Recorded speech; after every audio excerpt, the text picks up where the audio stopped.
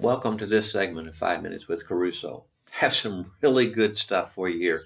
What seems like kind of anticlimactic, but is really, really important. We're trying to understand some things in Genesis chapter 1 through 11. And I've been sharing with you some insights from the first chapter with this whole creation event. And it's okay for you to read this chapter and to say, wow, God is really awesome. Look what he did. Look what he invited me to be a part of. That's okay. Now you get to chapter 2 and verse 2 through 3. He's done all of his creating, and you have this statement, or a couple of statements by Moses that seems kind of anticlimactic. It's recorded there, by the seventh day, God had finished the work he had been doing. So on the seventh day, he rested from all of his work. Then God blessed the seventh day and made it holy, because on it he rested from all the work of creating that he had done. Now, you and I read that, and we read about God resting, and first of all, we don't understand that.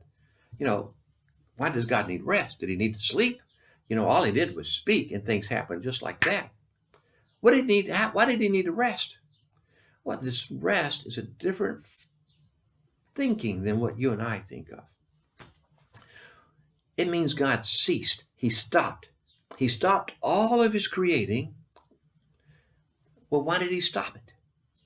So that he can continue to do what he did. He had created his place of his realm where he's going to rule. And he stopped all the creating. Now his reign is in place. Now it's functioning. And now he's ready to rule. And we want him to rule. And you'll see that in Psalm 132. There you have the psalmist who uses this idea of resting place and rule together. And Psalm 132 and verse 7, it's written, "Arise, Lord, and come to your resting place, you in the ark of your might. May your priests be clothed with righteousness, with your righteousness. May your faithful people sing for joy." And then you get down to verse 13, "For the Lord has chosen Zion. He has desired it for his dwelling, saying, this is my resting place forever and ever. Here I will sit enthroned, for I have desired it. I will bless her with abundant provisions. Her poor I will satisfy with food. I will clothe her priests with salvation, and her faithful people will ever sing for joy." So you have these words here that are combined by the writer of this psalm. God's resting place is his throne room. And this is where he rules. This is where he makes decisions. This is where he works and where he acts to benefit his people. And so they have a good life that they have joy in. Well, that's what's going on in Genesis chapter 2. God has created this place of his reign, his realm, and now he's done with that. And now he is going to rule. And people who live under his rule are going to be blessed. They're going to enjoy it. And that's what we'll get into later on.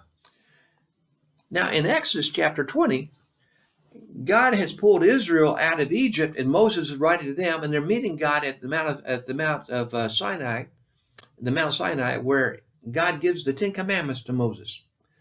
And there, in the fourth commandment, he tells the people, you need to observe the Sabbath, because on that God rested. On that day, God rested. Here he uses a different word, and it's a word that talks about security and stability.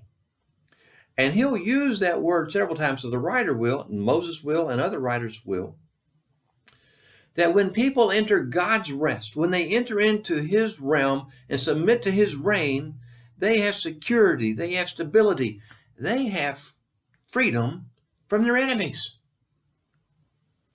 And so when you and I think about God resting and the invitation that God gives us to enter into a Sabbath or enter into his rest, what should come to mind is this benefit to it. When we're willing to submit to God's rule, we enter into his realm where he reigns. And when we go into that place, we enter into a place of stability. We enter into a place of security, a place of blessing, a place of joy, a place where our life functions the way it ought to function and where we're productive the way we want to be. Life is good for us when we submit to God's reign and enter into his realm to his place of rest, the place where he rules. Sabbath is a pretty good concept for us. One we need to remember.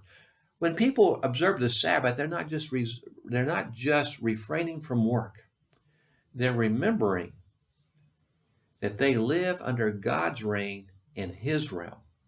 And when they submit to him, then their life is better. It works better because he's able to bless it. We're living in harmony with this God who reigns. This is really cool stuff in Genesis 2, 2 and 3. Now we're able to live under God's reign. Remember that this week. Submit to his reign and be blessed. Send me a note if you want. Leave a note or an email at books@KeRusso@gmail.com and be blessed.